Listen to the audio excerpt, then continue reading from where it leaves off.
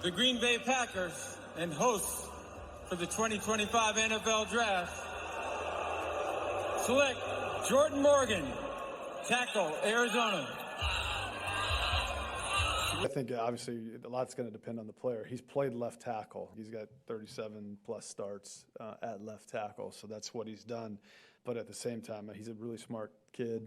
Yeah, he's big. He's a big body. He's going to be hard to move. That's what's good about him.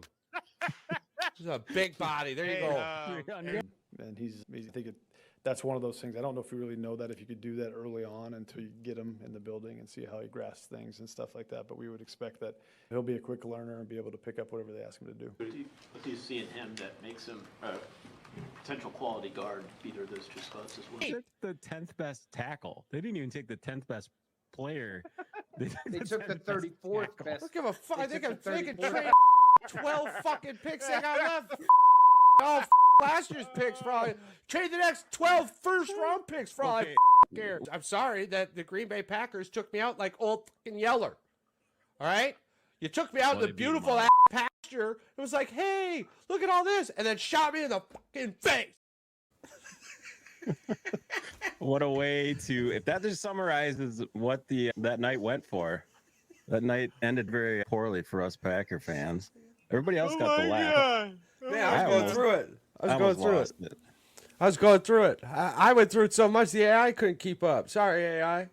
No. Sorry the way that you flamed out on that pick, it was just like, I'm like, this is happening live. Like everybody's watching you. Just it was very smooth though. It was a smooth fade out. It wasn't what's like going to be the best all over part? the place. When he pans out and actually becomes a good tackle for you guys. Oh, and we get to watch this back. We're like, yeah. How do you feel now? Back? No, I want a thank you letter. I want a thank you letter. All right, because I don't. Without that fan in Kansas City that lost his spit when they took Patrick Mahomes wouldn't be Patrick Mahomes today. I put my dollar on it. All right. I put my dollar on it. Be the cause of Jordan Morgan being Jordan Morgan. Yeah, absolutely. But one thing that terrifies me, that absolutely terrifies me, is that why did we take in the first round somebody who's already torn their ACL? Yeah, we took good question. Especially considering we just went through this horrific event with our last left tackle who ended up being really great. And we ended up having to give a bunch of money to, and then we end up having to bite a bunch of this money because he, couldn't stay healthy. Love the guy. This is we're talking about the player in the game, not the person off of the field, right? Yeah. The person off of the field is a phenomenal person. The same thing with this Morgan individual. The dude's a go-getter. His life is about football. Absolutely. But if you can't be on the field for 73% because of some form of, that can't be a question in the first round when you've got Cooper DeJean sitting there. Now, okay, maybe the Green Bay Packers pick up Justin Simmons here in the next week or two, because that's a big what if. It's a big what if, right? Okay, so these guys are maybe smarter than all of us. They did pick up our buddy Trenty Jones, to play for Michigan. I mean, he was a starter. He was a big time tackle. That dude was hard to move against. Right. If you want highlights, dude, watch that dude play against Bama in that playoff game. That's where his highlights should have been, but he never got drafted. So you second round, second, third, we really picked our balls up in those rounds. Again, I kept hearing outside noises. All right, now we got to trade up to get some of these guys, or some story like that. And I'm like, why would we lose draft capital to trade up for a guy we could have fucking got on day one? You know who else feels that pain? It's a lot of pain. You guys want to just break in, since we talked about Cooper and we talked about Williams, let's just talk about the fall of Cooper. Who on our draft board, none of us thought Cooper was going to fall that far. Absolutely not that far down. No. I thought first round was like the first 15 picks to be offensive players to begin with. That in itself was just mind-blowing, that the fact that towards the end of, because the Packers and the Eagles were towards the bottom of the draft for day one. So to have that much defensive talent just readily available for you guys to just jump on was insane in itself. And the fact that, again, you guys literally had Cooper in the palm of your hands. He was literally hand delivered to you. Even with the almost, we thought that the Cowboys were screwing y'all over with the trade with Detroit. And the fact that y'all literally were right there and just passed on it. It didn't make any sense to me. Like, it was almost mind-blowing, like Penix going to Atlanta. It just didn't. I didn't understand taking Jalen Reagor over Justin Jefferson or trading up to get Mitch Trubisky. Doesn't make any fucking sense. But here we are. All of our teams have done shit in the draft where you're like, what the fuck is going on? Yeah. Like this year, the last couple of rounds. I know what's coming. That fucking 9 trades. What did you find in the draft is fucking ridiculous. You started talking about Dallas and their fuckery. So then I went, of course, to the Lions, right? And I'm looking at the Lions getting Terrion Arnold from the cornerback from Alabama. And I'm sitting here wondering if that was Green Bay's pick. We all fell in love with Cooper DeJean. And the Green Bay's front office always does what the Green Bay's front office does. Right. First round, that's all I could tell you. You're saying that Terrion Arnold was, you're assuming that was. I think that was the big board. And because they went to their offensive lineman that they were going to take in the second round instead Cooper of. DeJean would have been just a suitable next great pick right after. Unless they didn't think so. Which, I really love them on their thought process. Kevin King and TJ But that goes back to Patrick's question he asked earlier. If y'all passed out on Cooper, what is it that they Green Bay knows enough to pass on? 31 other teams. But it wasn't just that. It was other teams. Technically a whole round and a half. Yeah, because at that point, every team had passed. I think everybody's draft boards are just so fucked after all that shit went down in the first round that people were just panicking. They're like, what do we grabbing do? the next available player. But where do we think Penix was going? Honestly, I thought he was going early second.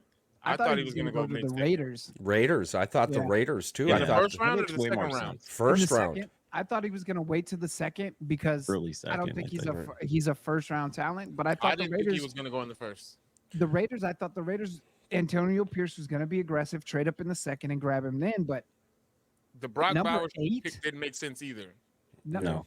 Yeah, but it makes more sense than drafting a quarterback after you pay your other quarterback $100 million. What if Brock Bowers is the next Rob Gronkowski? He's not. He's not with Mitch. He's not big enough. But this is the thing. I don't think he's the next Rob Gronkowski, but I think he could be the next Travis Kelce light. Yeah. What one would be better? But realistically, you can't lose either way. If he develops into Gronk or Trav, you've got a Hall of Fame tight end on your squad. And this is the thing. You could have waited to get a quarterback in the second round if you're Atlanta, and you passed on Rome to do what? Yeah. To bet on the future, but you just dropped $180 million with $100 million guaranteed. Or Dallas Turner too, like which ended up being 17, not 15. Or Jared Verse, or and this is the thing. Penix is going to be maybe 28, 29 years old when he possibly takes over the Atlanta Falcons. So you're telling me you're going to sit this man for 4 years, possibly, maybe 3. What if he plays for 11? That's still, you're still only getting 7 out of the 11 years. You know what I'm saying? The rookie contract expires the same time that Kirk's contract expires. You're gonna have to. By the time you're gonna have to pick up his 5th-year option. You have to. You don't have a choice. At the amount of money they're paying him, yeah, it's ridiculous. Yeah, and like you said, he just added $15 million to his contract by getting drafted 8th versus getting drafted in the second round. Oh yeah, absolutely. That's insane. Unless he's trade capital for later on. But what's a rookie worth if he never sees the field? Yeah, that's what I'm saying. Unless the only thing I could see that working out is if a starter gets injured and somebody needs an immediate athletic quarterback. But I don't know. But he's also I don't know, man. At the same time. Speaking of potential, I got in a huge argument on a Facebook NFL board because somebody said that this is something I'm gonna ask all you this question. Okay. Is I don't even want to say it because I feel like I already know. what you guys are going to say. CJ Stroud, is he a franchise quarterback right now, or do you still have to wait and see? I have to wait and see. The NFL is the NFL. Is their franchise quarterback? Like, they have nowhere else to go. He's still on that rookie deal. You don't worry about, especially getting him weapons. You don't worry about him going anywhere as long as you're winning. But I'm saying people say he's a franchise quarterback. He played last year. In the next 2-3 years, if he continues that trend and either stays consistent or goes just slightly better, because you can only get so much better than what he did last year. Like, you can only do so much, and he missed a couple games, so you have to put that into consideration in his argument. Right? Do we believe he's hit his ceiling? Is he going to get better? I think he can get better. I think he can get better, and then you add weapons around him to continue for him to get better. He's going to be a top 5 quarterback. So the answer, what I said, he's a potential. Bobby Portis just got ejected. Portis got ejected. Did he do the bucket? Jesus. Yeah. I think you're absolutely right. I think the potential for him to be a franchise quarterback is 100% there. Now, let's be real. Like, he's going to experience some kind of slump. I'm not saying he's going to drop off the fucking face of the earth, but there will be a reduction because now you have an entire year's worth of tape to scout on him, how he handles NFL defenses, what his tendencies are. So we'll see how this is a true test to see how he bounces off of this. We will see how defenses play with him now. But the thing is, now he has more weapons. Now he has bigger names on the defense, veteran weapons. He's got crazy weapons, and D'Amico Ryans picked up players that fit in the D'Amico Ryan scheme. Yeah. So I would say about 75% sure that he's Houston's franchise quarterback, but there is that 25%. There's that 1 in 4 chance that he shits the bed. So that's a projection. Of course. Yeah. And I agree with that projection wholeheartedly. I mean, even if we wanted to bump the numbers, but I still think comfortably Thanksgiving next year. Well, right. How many players tore their leg or tore an ACL or whatever, and then they were never the same player? It's you don't want to jump the gun and put that much pressure on them. That's why I say potential. Yeah. All signs are pointing towards. Of course, we all know he's a great quarterback. He's going to be a great quarterback.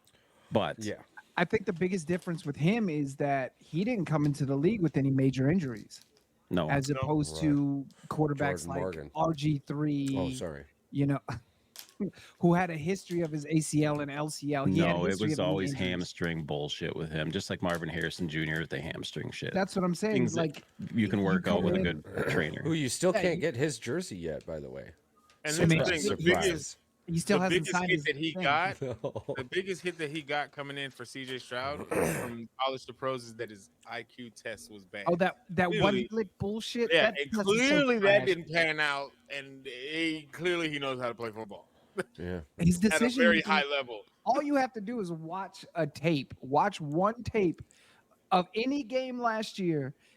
Even after he threw his first interception, you see him throw his first interception, go on the bench, sit down, shake it off, and say to himself, I can play better than that. Come out and rip. The kid is... His mental wasn't rocked. Yes, he's more mature than I think people thought he was. And his decision-making, one thing I will give him credit for is I haven't seen him make the same mistake twice. Yeah. No, the kid can ball, especially now that he's not playing for Ohio State, right? Yeah. We can go ahead and compliment the young man all that is deserved. He was a baller. So now you could be nice to him. No, we actually when we on the show, we don't rip on individual players. We just hate the team. Listen, what was their last quarterback's name? Caleb Williams, and he played for Oklahoma. So I have to suck that up. Their last quarterback was... For who? Ohio State? I don't know. No, Ohio State? Yeah. Some guy Yeah, named we were nice. Fields. I was just saying, we were nice to that kid. Yeah. Whoever his name is. Yeah, we were nice to him. We'll just say He don't play Justin for Fields. Michigan. Yeah.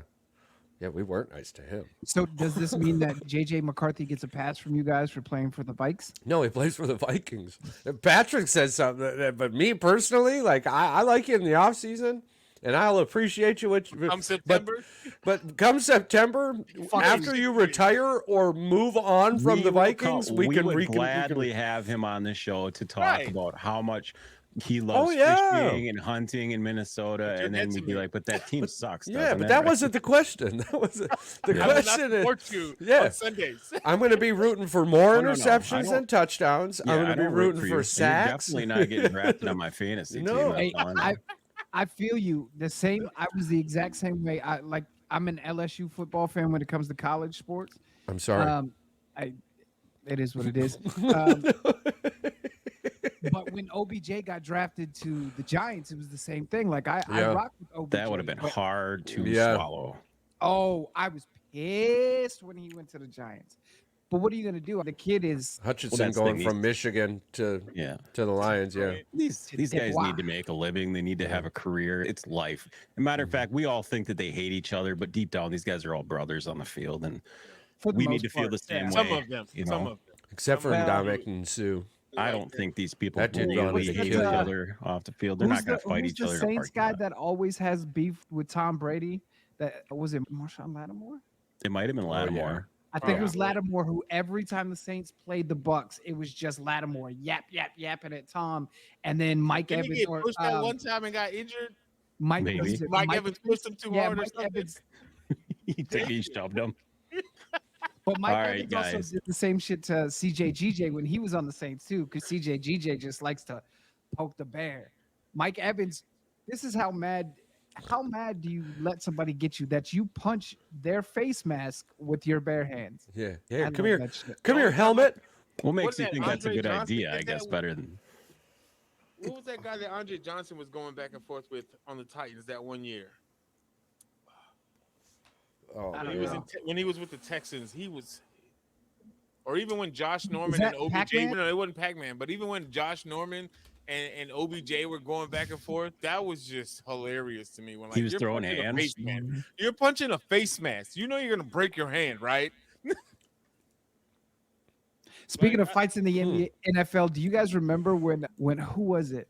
Oh, what the defensive guy for Cleveland picked up Myles Garrett and almost smacked Mason Rudolph. Mason Rudolph. I saw another video where they had a joint practice together, and Myles Garrett went to pick up a helmet, and they were all back, and they were all going like this. Yeah, the offensive lineman was like, "Give me that," and Myles Garrett was like, "My bad." I guess y'all are still scarred. Yeah. Hey. Yeah, that's a big dude to be coming at you with a helmet. Hell, who was it? Vontez Perfect, who ruined Antonio Brown? It was Antonio Brown, yeah. His brain was never the same. Destroyed that kid. Then who was it that came back? Juju Smith-Schuster? Yeah. And then walked over him. Have you ever watched before and after videos of his interviews? Ridiculous. He's like talking. He talks to himself in the second interview. He's interviewing himself in the second interview. Yeah. The first interview, he's answering questions. The dude is a classic case of CTE. But was it him who was on a kick return one time and kicked a kicker in the face, went to hurdle him, and put his cleat in his face and buried him in the ground? That was the most amazing punt return I ever seen. That dude was watching clips of the old XFL in the locker room and went, if I get a chance, I'm going to do this shit. You check this out. And everyone was like, yeah, okay, AB, you crazy motherfucker. Walked out. And on the sideline, damn, he did it. He was definitely something to watch. AB was that guy. Nut job. Yeah, all jokes aside, though, so apparently you cannot locate or diagnose like CTE until the patient is deceased and or DED dead. Oh, they're gonna find it in his brain. But the thing is, you can look at him right now and go, "Yeah, you have it. Why don't we pay you to try and find it?" That dude would be like, "Hell yeah, give me the money." Like, and then for science or some type of, I don't want to say experiment because that sounds cruel. Without putting lipstick on actual bunnies. Yeah, without putting lipstick on bunnies here. That they can do an exam or something that they can be like, hey, this part of your brain's fucked up. That's they can go do the Neuralink shit. Because they can go in with a CT scan and they can see the areas of your brain that are darker that have had concussions. Right. They can't diagnose active CTE because it's just the technology doesn't exist yet. But they can definitely see it's the same thing in football players, boxers, And the study was football players, boxers, and people who use ecstasy. You look at their brains in the CTE and you can see these spots. They look like brain contusions, like bruises on the brain or whatever. Are you saying boxers and NFL players are using ecstasy as well? Or are we No, saying getting punched in very the similar. face gives off Very the similar. same effect as taking MDMA, psychedelic yeah. drugs? Yeah. Yeah. So Side which note, case we do you should want reach more? out. We should reach out to some brain specialist at some point in time to maybe ask that question and see where they We would can bring go that. with it. We can definitely bring that to the table. Yeah, because Yeah. I feel like Um, I'm not saying that medicine is like advanced, but we've advanced a lot, Right. And I feel Yeah. like there's something that they can do to try to predetermine, hey, these are signs to pre-signs that are like, because if you can diagnose before you get Alzheimer's, pre-Alzheimer's, you're telling me you can't find a way to diagnose pre-CTE to try to Right. take medication to help it to where it's not as Well, bad, because I'm pretty sure it's going Well, to take over at some point. The problem is, yeah. with Alzheimer's, there's genetic markers that you can look at, Yeah. and CTE doesn't produce those same Right. genetic markers. Anybody can get And this is where CTE. that brain specialist would come Yeah. into play. But I totally get it. It to me, without knowing much, it feels like you take a picture of AB's brain and you take a picture of somebody who we know doesn't have it, and then play the what doesn't look like the other game, Right. and then dig You can dig also get into a scan those. of somebody that has CTE and compare Right. all three. Well, and see, you like, what's you the know Absolutely. that they have Junior Seau's brain, and that's what they're using to pretty much try to find a cure. for Yeah. this. Makes sense. Yeah. So Yeah. Talk about a dude with CTE. But to add to Paul's note as well, though, once I found out they were growing human ears on the back of rats to then put on as working ears to humans, I started thinking to myself, dude, that's why the is there most basic anything at thing that all? they've done. That's what I'm There's saying. And I'm like, human why is there? organs inside of Yeah. pigs right now in China? So I mean, Yeah, I'm like, why are we living a life of fear of Did you just sickness say- and whatnot? They're growing human ears Yes. on. Don't yeah, ask the they've been question. doing that for 30 Yeah, years. dude. Yeah, that's Yeah. not- that's old. Yeah, that's what I mean. Like, I was Listen, like, if what I the ever fuck? lose an ear, Yeah. do not give me one. Just let me look stupid. Here's Have You the it- want us to go shop on the 3-ball market? They're No, I'm also just gonna farming look human organs, Paul, human organs. So if they had a kidney or a liver, they're actually farming those out of pigs too. Oh man. Not the United Oh, States shit. because it's against the human rights stuff, but I in know other that countries pigs like are the China closest and thing North Korea. to- Yeah. Like as far as skin wise, it's the closest. I'm not getting no damn rat's ear, pig's kidney. Bro, The if thing is, you lose an probably ear- would never know. Yeah, you would no. They're like If ear it ears, ever dude. gets cut off, leave it the way it looks. Let They're me like, have just a flat graft face. my kneecap. We I all don't show give a up shit to if it Paul's looks like house. Hey, Paul, cavities. does this smell like chloroform? What? 'Cause you can't hear us. You can't hear us because you ain't got no ear. I got this one. Leave this one alone. Even simpler than that, I'm gonna fuck around. If you ever lose an ear, I'm gonna get you one of those old Civil War fucking. horns that you have to- He's gonna The look Wild horn. West movie. Yes. Yeah, that's what I was thinking Absolutely. too. I gotta leak it out first, real quick. I Gotta, gotta drain, gotta drain it. drain out my fog leghorn fog hat or fog hat leghorn, whatever it is. No, Well, how do you no. guys want to break down the NFL draft? You don't want to do every team, do you? Because that'll take forever. No, we can just do our teams. Let's Thoughts do on this. thoughts on each team. Yeah, because I do got to give the kid a fair shake. All right, so if that's not the his case, fault. let's jump right into Paul, Chicago Bears. So we got Caleb Williams first overall, which was pretty much everybody and their mother and anybody that's blind knew that was going to happen. You did somehow sneak a 5th pick in there. That's what I was that talking was about. I did impressive. not see that one coming. Didn't No, know where me the hell either. that pulled out from. We got, again, the fact that we landed Rome Odunze at 9th was not supposed to happen, but here we are. I got breaking news real quick. Oh, All right, breaking news. The Eagles are signing former first-round pick Mekhi Becton. Really? God damn it! What are we doing? building for the future. That dude is always injured. He's gonna be a practice squad guy. Maybe, He's not gonna maybe make the with a team. better offensive line coach, he'll be better. We do have Stoutland University. Yeah. Year 5.5 million. Yeah, that's not bad. cheap money. That's Better and rental minimum. money. Better and minimum. Yeah, that's So- not Yeah, bad at all. that's Okay, good I'll money. take it. Our offensive tackle Sorry. we got Kieran. Go ahead, Mike Amagaji. from Yale. He is Amagaji. Amagaji. He's been a lifelong Bears God fan. bless you. In 2010, he tweeted Bears down for life, and now he gets to live out his dream 13 years later. So here we are. Then we got Torrey Taylor, our punter from Iowa.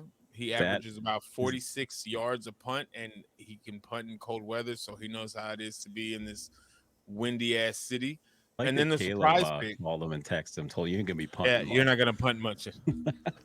And then the surprise pick, Austin Booker, the defensive tackle out of Kansas, did not see that one coming again because we came into the draft with just 4. So how we pulled this off, I don't know. I don't care. But hey, I don't know if he's gonna actually be on the team once the season starts because we all know that he might. You know what happens with those 6th, 7th, 5th? I wouldn't say 5th, but 6th, 7th round guys. The chances of them making the team it's 50-50. Depends on how you do in training camp. They usually become your practice squad guys, and if guys get hurt, they usually get pulled up. The Packers have struck gold in their practice squad a couple times. Eagles. Other teams have as well. So overall, I give Keyshawn Nixon.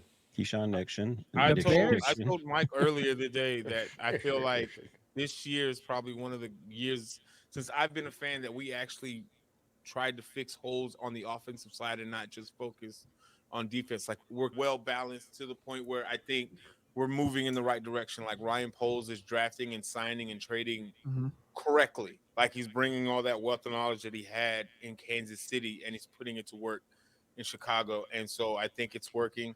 I'm not saying that we're going to win the division, even though we're going to win the division. You don't want to be quoted on that like Big Cat. Don't quote me. Don't quote me. But I think we got a legitimate shot at a playoff spot this year. Like I really honestly do. I think this draft I would give it on the low end, A-, on the high end, A, just a flat out A. I think we did good. And then the offseason was strong. These last 2 years been good offseason wise. Outside of the whole Justin Field debacle that happened this offseason, it is what it is. It's probably going to end up being a 6th round pick anyway, but that's fine.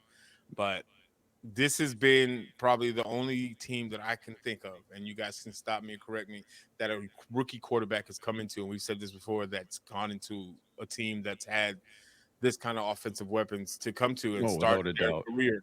You got 3 wide receiver ones. You got a running back room that's stacked. You got 2 top tight ends that are young, and you have a top 5, top 7 defense on the other side of the ball. That's good for me. And so he doesn't have a lot of grace, especially now that he has all this given to him. His grace is limited versus if it was Justin Fields when he got into the league. You seen the only knock that the Bears got. So they got a 94, a cumulative 94 was their draft grade. So it's between the A- and A. On the upper side, probably an A.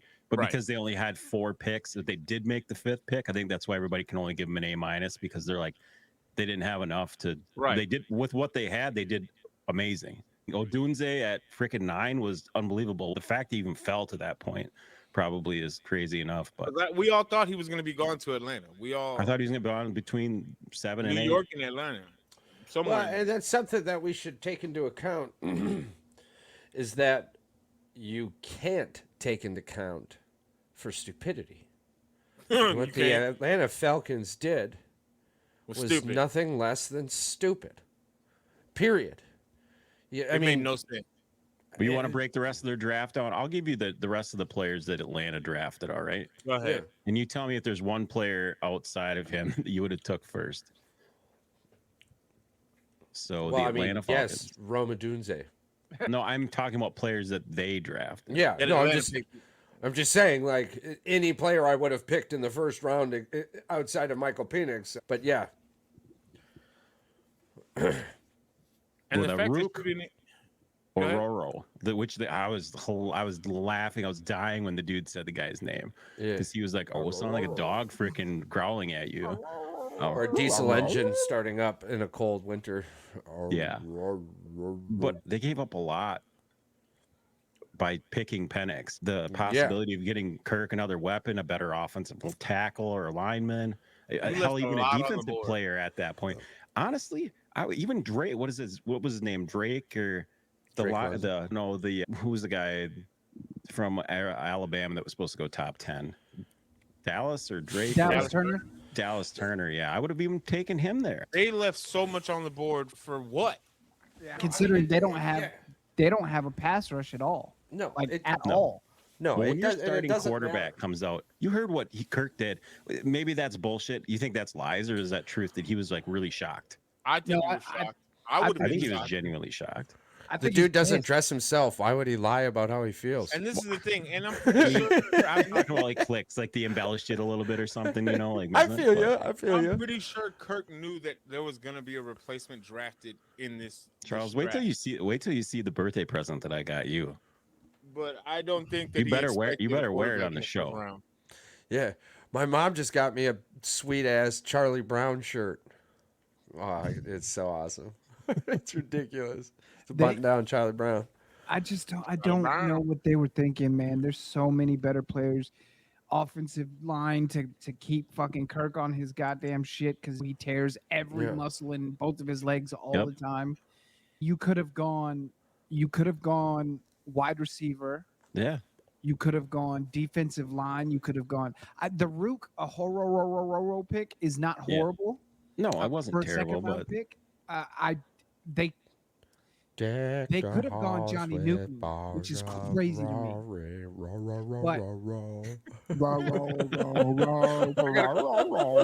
I got a question about Atlanta. It's warm. Cousins coming off of his Achilles injury, right?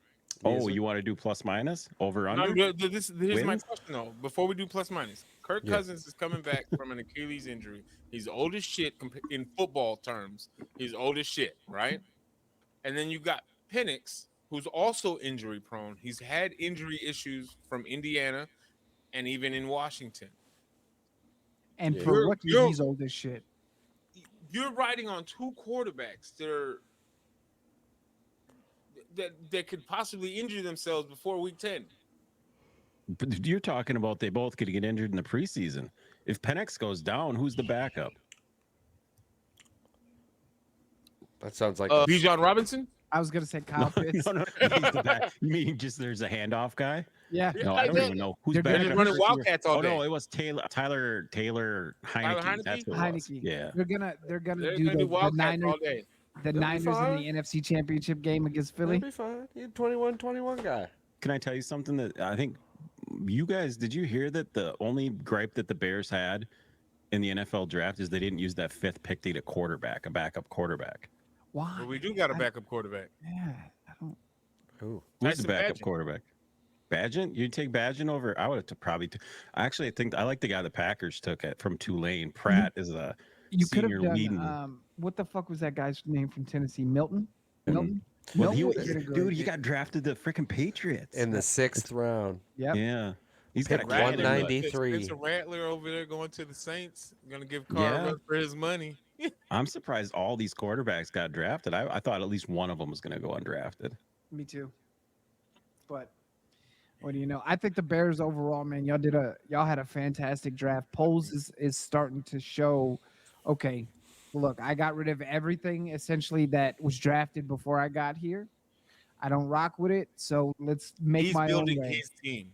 And I think the last year the Bears are only going to have 4 picks. So I think ownership is smart for letting him do it too. I still think y'all should have kept Justin Fields, but that's a bygone thing that's never going to change. So I think overall, Caleb, he's set. I think with Caleb, you got 2 years. Right. You got After no excuses 2 years, offensively. Yep. After 2 years, dude, unless this season is just injury after injury on the offensive side of the ball, you've got 2 years. Don't speak because you were coming into like Paul said, you're coming into the best situation that I can remember a rookie quarterback coming into. Yeah. Because most of the time, just a random example, Will Levis last year going into Tennessee was a shit show, a complete shit show. Caleb has the complete opposite of that. Management is in a good spot. Your coaching. It's a lot of staff blinding lights, but there is a vehicle behind those blinding lights, driven by the Green Bay Packers, the Detroit Lions, and the Minnesota Vikings. These are 3 very tough defensive teams, and offensively can put points up on the board. So Caleb is not only going to get a chance to prove himself, but it's going to be proven to the whole league. He's not playing in a division with Tennessee. Who do they play with? Still the like Titans, the Jags. Yeah, and even with Atlanta, to be honest with you, we're laughing at Atlanta because of their shit picks, but they play in a division every year where you could be blind and deaf and still make it into the playoffs. So they don't have a lot of shit going on down there either. Somebody to be has honest to win. with you, Somebody, absolutely. I think the NFC North this year, if it pans out the way that it looks on paper, has the ability to compete as the best division right next to the AFC it's probably gonna be a North. dogfight too. Yeah. And that might hurt us in the playoff picture, to be honest with you. Because the NFC North might be so good that the only team that comes out of the NFC North, because we beat the hell out of each other, is the winner. Yeah, that's very. But that true. makes it so much better, though. Y'all could all go for the podcast. We get to argue all the time. Yeah. The NFC is going to be fucking wild. The winner of you guys' division could be 3-3 in division. Like, it's a real possibility. Yeah. Or 2-4 just because of how stacked every team in you guys' division is. There's really no telling on what it's going to be. Yeah. Like on paper wise. We'll see with the Vikings. Computer simulated, because of how young the Bears are. I mean, we would have to assume Green Bay and Detroit are battling for 1 and 2, and Minnesota being the wild card, and the Bears just being the unknown. So you have to follow a historical path in a moment of picking. So right? I saw a guy simulate. But I'm excited for him. He simulates seasons for all sports, big old transactions. So he simulated the Bears with all the draft picks with Caleb and Rome. All that. And he simulated. So his first 2 years, he went 8-9, but he threw for 3,800 yards, 3,300 yards, both seasons between 25 and 28 touchdowns. Season 3, he went over the 4,000 yard mark with 32 touchdowns, 10-7, made the playoffs and won the division. I can see Caleb Williams being the first quarterback to go over 4,000 for the Bears. I feel like easily. he has the capability with the talent that he has. I think 125 the upside is years. there. Just the existence, period. He has the capability, he has the weapons, he has the potential. It's just like you said, Charles, the division is gonna be a dogfight, and it's gonna depend on who shows up. Because again, this isn't the Pac-12 no more. The Pac-12, this is not the Pac-12 where it's just cakewalk and there's 1 or 2. This isn't it. All 3 teams in this division potentially can make you look like shit. Yeah, real quick, easy. What's Minnesota's biggest question? Quarterback. Yeah, so not their defense. No. What's Green Bay's biggest question? Can their quarterback return for a season 2? Yeah. What's Detroit's biggest question? Can they just keep doing what they're doing? Yeah. Can they keep doing what they're doing? Absolutely. So none of that is defensively. So Caleb Williams is going to be playing against a stout divisional defense all season long. It's going to be fantastic. And because he's the number 1 draft pick, teams aren't going to be playing him like a rookie, which is another significant factor. So I'm looking forward to it. And I don't mean to sound negative. Oh, a Packer fan. And yeah, maybe a little bit is a little extra ghost pepper hidden into this pie. But the reality of it is, what is it? Diamond sharpens diamond, or whatever the hell that saying is. Iron sharpens iron. There it is. Iron sharpens iron. Yeah, I'm a Greek god, so I don't deal with that materialistic shit. But what more could you ask for? Like you mentioned, they have the tools to compete in this fire. Yeah. Can he sharpen himself? To make the fire, you've got all the tools. And this is the thing. He has everything going for him, but the biggest obstacle is going to be himself. His cocky little arrogant attitude could also be his Achilles heel when it comes to playing those good teams. Because you're going to throw a ball you think you can throw, and in the NFL, that's a pick 6. Right. Yeah. I'm like, they gave you the keys every time. Day 1. All right, here's the keys to the Ferrari. Are you going to wreck this and wrap it around a tree? Or are you going to ride this bitch? Wheels fall off, you know? Absolutely. So it's all on him. The ball now is officially in his hands, and it's going to be an interesting ride to see. I've never been more excited to be a Bears fan than I am this year. Like, I am driving around Appleton today. There were Bears flags outside of the doors. Yeah, we've had Bears fans, absolutely. But when you've been getting your ass kicked for 10 years, you ain't had no flags. But I the air is a little got a couple different up people here that- now. Yeah. The air smells a little Around different. back in the car at work. When I went to New Orleans to The watch father-in-law's Bears play neighbor's one of those too. When I went to New Orleans to watch the Bears play the Saints, I've never in my life. And this is the thing, I went to the year before. I went to Dallas. Not a bear, hardly any Bears anywhere. Clearly, because it's Cowboys Nation. Yeah. But in New Orleans, when I tell you they had all down Bourbon Street, just Bear flags, just hanging down every apartment, down every bar. I'm just like, are we in New Orleans or are we in Chicago? The Bears are very well versed as far as like a team goes. Yeah. Well, There's I lots mean, of Bears fans. to be around for 125 years, you have to be. Mm-hmm. Now, You're an asshole. hey, man, 85 wasn't that yet. long ago. 85 was wasn't for that me. long ago. I was Well, somebody's sack. the 4,000 passer mark one, that still throws me for a loop. And you were somebody 125 years ago. You were in a sack of somebody's sack and No, sack. 85 years. Yeah. A sack. 85, I was in somebody's sack. Yeah, hell yeah, the hacky sack and sack. But now, one of my favorite topics here is the NFC East. It really is. For one, because Mike's on the show, but two, I don't like the Cowboys. That's a catch. Did we all get to laugh just a little bit when he came out there and he said, "Go blue," and he said, "Dallas sucks"? Did everybody else watch that? I lost it. I was like, they booed his ass, and I was like, that was funny. Yeah, that's Brandon Graham. That's I was the Brandon dude, Graham, yeah. Michigan boy, Detroit born and raised, went to Michigan, came out. I think it was a first round pick for us in 2009, something like that. The guy, that's BG though. Like he's gonna yap until he can't yap. There's a video of they asked Jason Kelsey about it because there's a video of them all going up to the line playing the Giants, and Brandon Graham is just yapping to the defensive line like, "Fuck you guys! Like we're gonna smack that ass." And Jason Kelsey was like, "Hey, how about you shit talk your guy, not the guy I have to guard? Like you don't have to see him. How about you shut the fuck up?"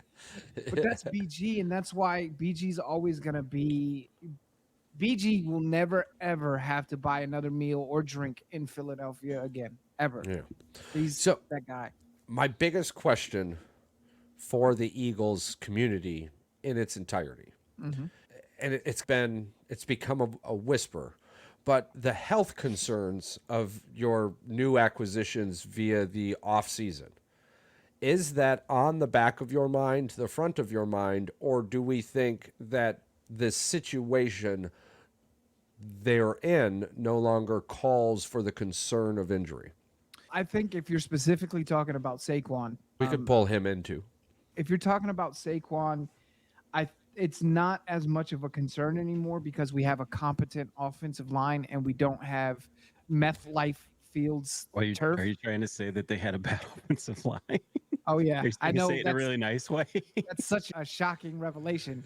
But yeah, the offensive line of the Giants. That's the politest way I've heard you say that. The entire time, I have a little bit of tact, a little bit. But yeah, for Saquon, I'm not as much.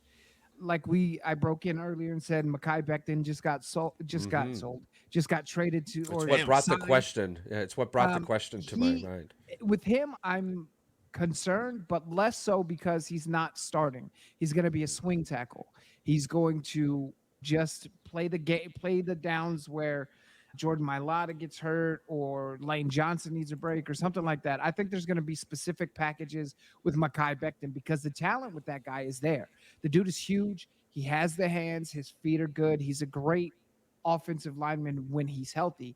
But like we've talked about since I've known you guys, the best ability is availability. If you're not on the field, it doesn't matter how good your potential is. Yeah. So with him, yeah, I'm a little bit more concerned. With Saquon, not so much. Like, I just think that one, Saquon's running on a better field because it's not MetLife Stadium. Yeah. Two, the offensive line. Do you know when Saquon averaged like 90 yards above expected last year, he was only averaging like 3.6 yards a carry behind New York's line. Yeah. DeAndre Swift was averaging almost 6 yards a carry, and we didn't even use him that well. So I think that's going to be, for Saquon, it's not much of a concern. So the other question that comes to mind too, you guys rewrote reacquired C.J. Gardner-Johnson. Now, do we expect the playoff CJ or the regular season last year CJ? Because in the regular season, he managed about 17 tackles and an interception. But now in the playoffs, he was on pace to dwarf those numbers in very little games. 12 tackles, 5 solos, 7 assists, an interception, 12 yards. He was who he was for the Eagles. So do we expect more of that in his comfortability to return? Because it seemed like he enjoyed Detroit. With the ski mask thing? Yeah. CJ Gardner-Johnson, I think there's an injury concern for him as well. But I really do think that when CJ played for the Saints, he was good, but he wasn't great. Like, he was a yapper. He got into people's heads and messed up the flow of the game. In Philly, he had to learn to be a technically better safety. And not just safety, they took him out of a safety slot and put him into a nickel. So he wasn't asked to do nearly as much. I think if you put him back in the nickel, which is exactly what they're going to do, because now we have Talcum Jenkins and Chalk Dawk in the safety room. Yes, exactly. Now that we got DeJean along with Blankenship as safeties, I think CJ sits in the nickel slot, which is going to take his workload way, way, way down. And he's going to be able to be the ball hawking menace that he was in 22 for Philly. So I'm fully expecting to see a return to that. We do have Avonte Maddox back to back him up on a 1-year deal, which, again, injury prone. But if he's the third nickel corner, I'm not that worried about his injuries. Plus, I think our cornerback room altogether has exponentially gotten better. Like, significantly gotten better with the additions of Quinyon Mitchell out of Toledo and Cooper DeJean out of Iowa.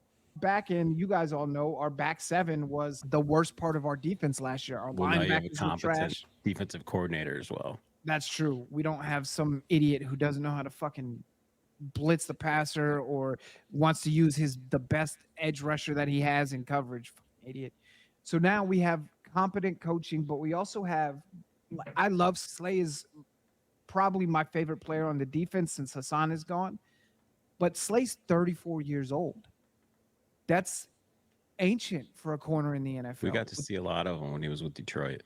I love that guy. He's so smart. And even more than that, he's such a good person off the field. Like, we talk about it with every player we talk about, but your character off the field absolutely affects the way you are in the locker room or in the community. It affects your performance when you go and play. So Bradbury, I think, is going to be a post June 1st. See ya. I just think, and we brought in Devin White, who, again, you asked earlier, new acquisitions injury question. Devin White has had some concerns, but I think Devin White is still young enough that it's going to be interesting to see if we get his return to form too, because we've got Nakobe Dean, we now got Axeman Jr., Jeremiah Trotter back in the second level of the defense. I think all three levels of our defense have gotten better this offseason, and I'm excited. But to just jump into who we got, like Paul did, I was just going to ask you when it comes to now, because all of that led to obviously the draft decisions and questions. Your favorite draft pick, your most surprising draft pick, and did it fall where you felt it was going to, or did that knuckle come instead of a curveball? My favorite draft pick was Jeremiah Trotter. I've grown up an Eagles fan. I've seen his dad be a 4-time Pro Bowler, go to the Super Bowl in 2004 with us. So to have that legacy come back, that's my favorite emotional pick. When it comes to who I think is going to shine this draft, Quinyon and Cooper DeJean have the ridiculous amount of talent that they could take over our backfield this year or next year. We also got, I think my biggest surprise was our edge rusher, Jalix Hunt out of Houston Christian. He started as a safety. He played for Cornell, which is an Ivy League school, so not great competition as far as football goes. Yeah, better than the Pac-12, but yeah. But the kid is 6'3", 258 pounds, and he bends like crazy. He plays edge like Beckham? safety.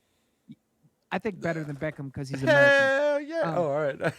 So Jalix is probably my biggest surprise. I think the one that kind of I'm excited really to see how he develops is Johnny Wilson out of Florida State. Yeah. 6'7", 255. He's a big guy. That's his hands. Is he an edge? No, that's a wide receiver. Oh, he did that. No way. That what? Charles, we found a guy that just dwarfs Jaden Daniels now. 6'7". Wait a minute. This dude was 6'7" catching balls from Hunter or not Hunter? Jordan Travis. Yeah. 6'7". How did you miss him? How'd you overthrow the guy? Well, Jordan didn't. It wasn't overthrowing. The guy. Very true, Charles. He was with a broken leg. That's right. His hands are not the greatest. I think what's going to end up happening. That was Xavier Worthy's knock as well. I think what's going to end up happening is they're going to end up moving him to tight end behind. Who's that tight end we just picked up from the Jets? Tyler Conklin? CJ Uzama. Oh, was Uzama? Yeah. Yeah, so I think they're going to move him to tight end and let him develop behind Dallas Goedert, because at 6'7", what edge rusher is going to just body a 6'7", 240-pound receiver? He's going to be a blocking receiver. So I think the upside is there for him, and he's fast. The dude for 6'7" ran a 4.5. That's why I feel like you should convert a player like that should be converted into a tight end, because then he's going against the linebacker in single zone man coverage. And that's the other thing. Hell, a corner is going to have a hell of a time because he's only 6 foot. All he's got to do is jump up and reach over him for a corner. And guess what? If you hit him, pass interference. Like 6'1", 6'2", most corners. Yeah. Most corners. Like the biggest corner is 6'4", I think. Yeah. Yeah. So this kid's 6'7". Like 4X, 5XL. Yeah. And he's what was his vertical? I think like 38 inch vertical. Hell, or even if like it's that. 33, he's like freaking 4 inches above anybody with a 40. Above everybody. Yeah. His wingspan probably makes him 7'2". So just who's that? There. Who's that guy that had a 9-foot wingspan? Wasn't there a football player that had almost a 9-foot wingspan? There is Jalix Hunt, the guy that we were just talking about. Hunt, yeah. His wingspan, I can't remember, it's 83 inches or something like that. Jesus. Jalix Hunt. Yeah, it was like almost 9 feet or something, I thought it was. That's insane. Like you literally just throw the ball. He possesses 34 3/8 inch arms and an 82 3/4 inch wingspan. So like 7.5 feet. Yeah, that's our edge guy. Can you imagine when he long arms somebody's right tackle? How far away they're going to be from Clowney had an 83-inch wingspan when he participated in the NFL Combine in 2014. That's a ridiculous wingspan. Yeah, no wonder he did that. Yeah. The one that they keep showing the commercial about. Yeah. Oh, yeah. So the one guy I wanted to ask you guys specifically about is Trevor Keegan. Yeah. What can you guys tell me about him from a guard perspective? Trevor Keegan was very consistent his entire career at Michigan. I don't believe he missed very many games. He's a guy that's he's gonna sit there and learn. He's gonna learn from the veterans. He's gonna be a great guy that's probably gonna come off the bench. He's a great team player. He bought into the whole Michigan thing, never wavered, never left. I believe he was a 4-star recruit. He never left Michigan, and he stayed there. He was part of one of the best offensive lines in football for a couple of years. You don't get that award, the Remington Award or whatever, for the best offensive line. It was the best center. It was the best center. Who's the guy? They were buddies. Zach Center? No. Yeah, Center won it. Yeah. Okay. Yeah. Won the Remington Award. That's the kid. Physically, the kid is he's massive. He's 6'8" and like 315 pounds, which is crazy considering Lane Johnson is 6'7", Jordan Mailata is 6'8.5", but almost 6'9". He's raw. I mean, they did a lot of run blocking, run scheming. In the run game, he's probably going to be excellent. He's got to learn pass protection. For Saquon, I think that's fantastic. But the other thing too is you have two guys who are his size that can teach him how to play. And Landon Dickerson is also 6'8". He's got an O-line guru, so there's no issue there. Yeah. Jordan Morgan did come in at 6'5", 311. Big body. Charles, you did say he was big. Matter of fact, the video doesn't say anything negative about him. You say, yeah, he's big. It's gonna be hard to move. He's gonna be guys Ran like a offensive line 5'7", like that. 5'07". Okay, you want to sit here? Let's all have a laugh right now. What do you think Spencer Rattler's 40 time was? 5 flat. It was pretty damn 6'5". close. Like No, it was 4.97. For a quarterback that only weighs about 185 pounds, that is supposed to be terrible. an athletic quarterback at that. So we've Not got only that, Tom yes, Brady. Exactly. Tom Brady was also like 200 pounds, and he was probably 4 inches taller than Rattler. Rattler's like 6'1". Partying at Michigan, that dude had a beer 185. belly out the ass. Oh yeah. Well, he don't have one anymore. These kids ain't coming out of shape like that anymore. Like it's too much, man. Except if you're Eddie Lacy. Yeah. The other kid that we got that I think could be, you're stupid. I think payback, bitch.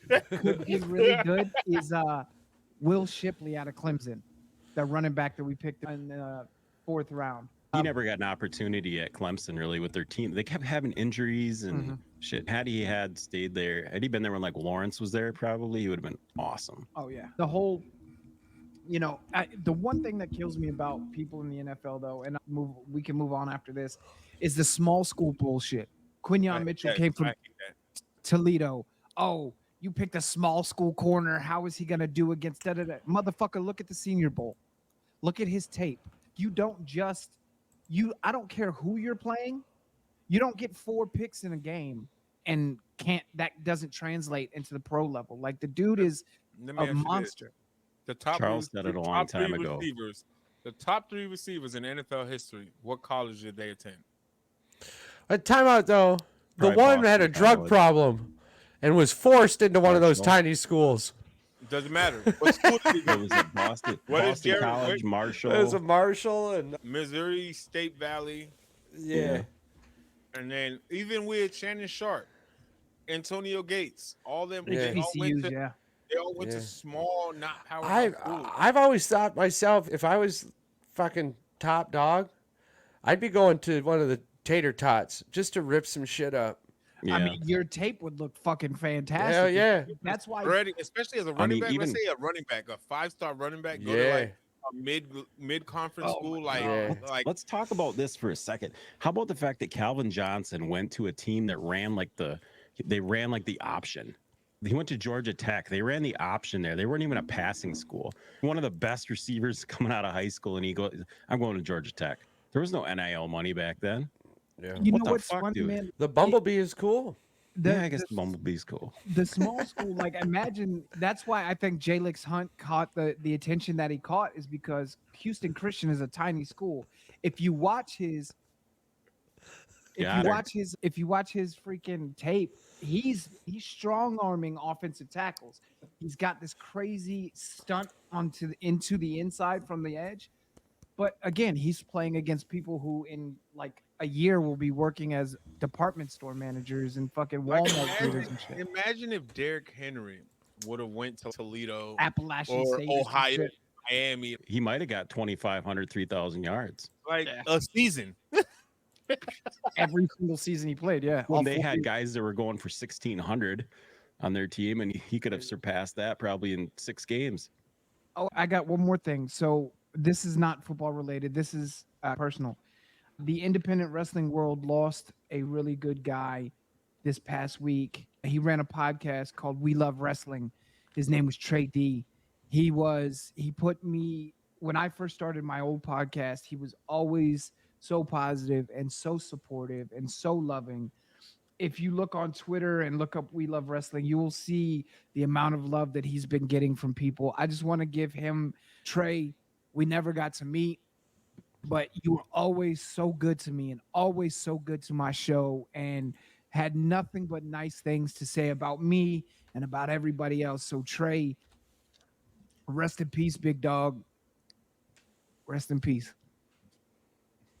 Don't cry, Mike. Don't cry. I might. Oh, well. Okay. I'll hold you. It's okay. No, I have somebody with a feminine touch to hold me. It's okay. Someone with a feminine touch to hold you. Say my titties ain't good enough. I'm saying my wife's titties are better than yours. There you go. Speaking of a feminine touch, Charles, what a way to lead our way into the Packers' first round draft pick. How do we feel about it? How do we feel about it? I'm gonna relax. We're both disappointed. The look on your face right now is the same look that we got to see when they did draft Jordan Morgan. Morgan. I'm just gonna sit back a little bit and enjoy these sunflower seeds and watch this flame out for the third time. So what we knew about Jordan Morgan, according to Charles, was he's big. I'm going to quote you. Let me get my quotes in before you break it down. I'm sorry, I was just trying to look through the comments. He's going to be hard to move. See who we could give That's the all we know T-shirt about to. him. But, yeah. His knock from you was that he played at a Pac-10 school. He's a big guy, of course. You said he'll be hard to move. He's gonna be. Really, I would be. The thing is that I would be effing stoked if this was pick 48 and not pick 25. Like that's my biggest. That's my biggest problem with this is that he would have been there at 48. Oh, probably. Yeah, exactly. Now, even if he turns in to the next, like Bakhtiari 2.0, he still would have been there at 45. The fact that Gutenkist had to defend the pick and say that he's a great guy, he's a great team player, he's going to do well. He would have been there at 48. He would have been there at 41. Cool. No matter what he says, no matter what anybody else fucking says, he would have been there at 41. Is the only reply to it. That is my biggest problem. I wish nothing but the best for him. I think it is fucking awesome. Another offensive lineman. I love offensive linemen. You love offensive linemen. But he would have been there at 41. So he was, this is a collective thing. We all agree that was definitely not their number one guy on the board. It might not even have been their number two guy on the board. No way. That was probably number 3, maybe number 4 on the board for them. But even if that was the case, why do you jump so far down on the board to grab somebody like Charles said, that there's a very good 98% chance he was going to be there in the second, maybe even in the third round. There was no reason to not go for it. Not only that pick came in quick. That pick after Philly, it came in quick. It wasn't like it wasn't even halfway through Charles saying that maybe we might trade it, and then as soon as he said traded, Mike says picks in, and I swear Charles was like at the chocolate factory. He thought he was about to grab Cooper DeJean. He was about to put a pre-order jersey on deck for Green Bay. He thought he got the golden ticket at Willy Wonka's chocolate factory, and he was going in to freaking get himself some goodies. Now I have multiple questions though, right? Because here's the thing: 41 was right there, and Cooper was right there. He went on pick 41. Who was also there at 25, but he went to pick I think it was 41, right? Or no, 40. Pick or 40. Wasn't it? Pick 40. Yeah, he ended up going and waited for Jordan Morgan in the second round. Yeah, I'm with you. It doesn't make sense. Even if he is David Bakhtiari, he would have been there at 41. The only offensive lineman that would have made sense at you guys' pick is Joe Alt. That's if he fell that far, if absolutely. He would have fallen that far, but he didn't. Could I give you guys a fact that I just Googled where was Jordan Morgan selected in the mock draft? Do you guys? You don't even want to know. 93. No, 48. 48. 48. That's more of what he. That's more of what he. Because I think you said he was like the 34th best prospect or something. Yeah. He was not a first round talent. And again, it's not that it's a bad pick. Nobody's mad at the kid. No, absolutely not. It's the value of that position, because now you have a tackle that you're paying $10 million you're extra. Paying first. Yeah, you're paying first round salary. Too. It's not a Green Bay Packer thing to do, but at the time, I believe Xavier Worthy was still on the board. Like, you could have even just went for a fucking Xavier Worthy, who would have been an immediate over-the-top game changer for your defense. And I know it's not a Green Bay Packer thing to do, but again, the pick you took at 25 would have been there at 41, and it would have been there at 48. Y'all picking him at 25. It changes your draft grade dramatically, because let's just say, just for story purposes, that could go easily. Let's just say somebody said that's a C grade draft pick. But then let's say you would have picked him up in the second round. That could have easily That's been an A. a high, low A grade because Yeah. of where he was projected to go and where he was slotted to get picked up at. And he got picked a whole 30-some-odd picks sooner than what he was supposed to be. It's like taking a fucking kicker in fantasy in the third round. Oh. Sure. But here's the thing. Is this guy going to back? Is he going to start?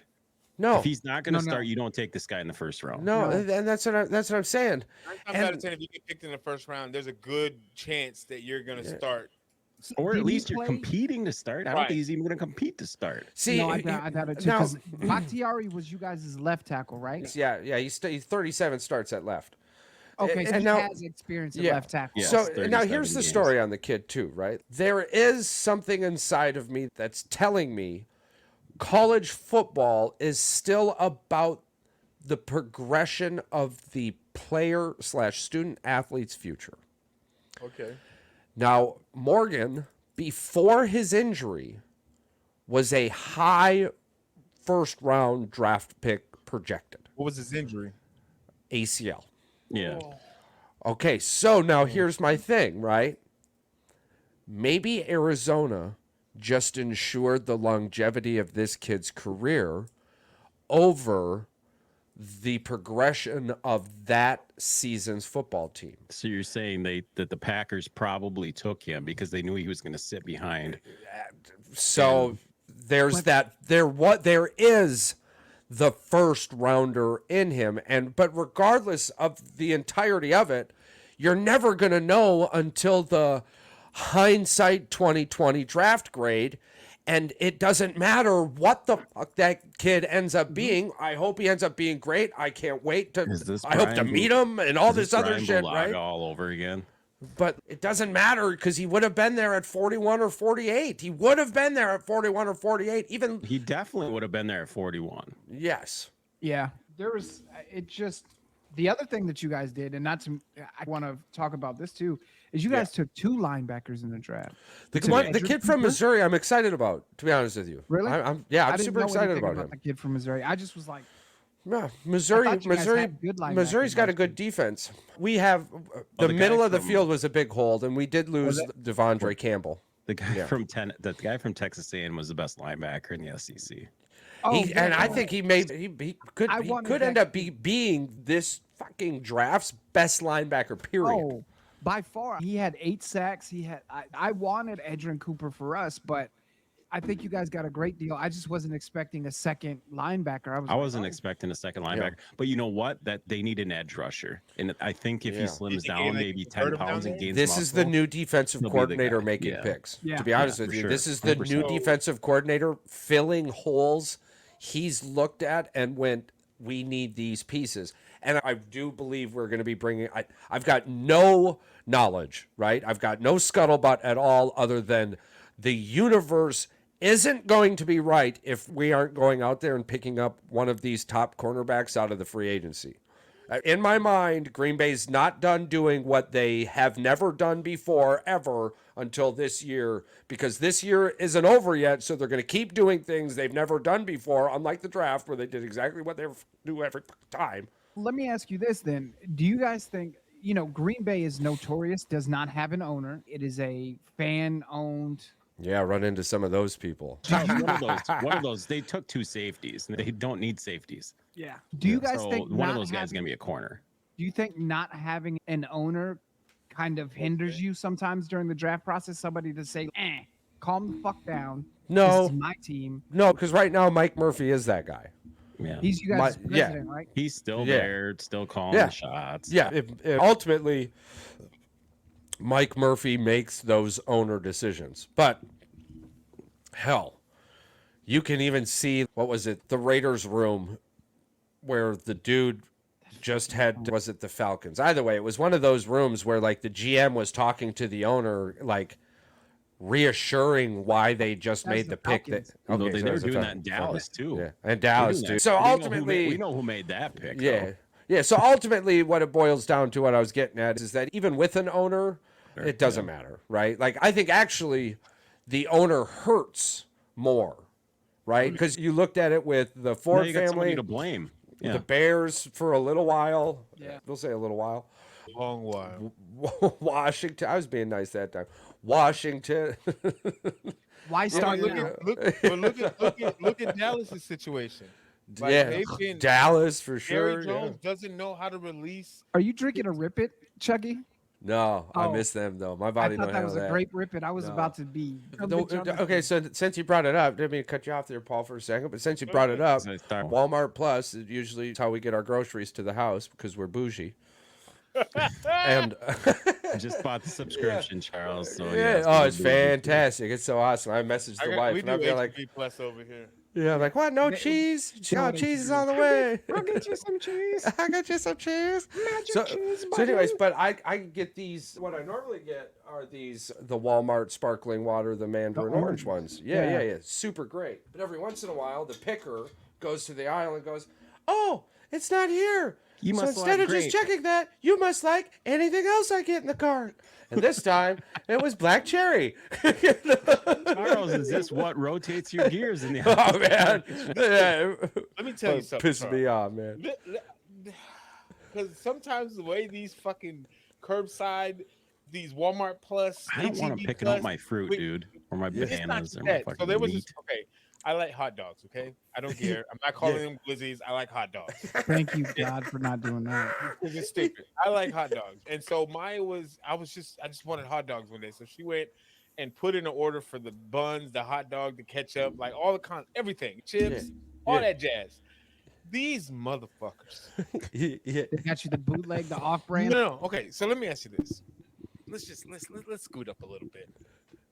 Oh shit! If there's a substitution, let's just say for sandwich meat, you ask for turkey. What's a suitable non-piss you off replacement? Chicken.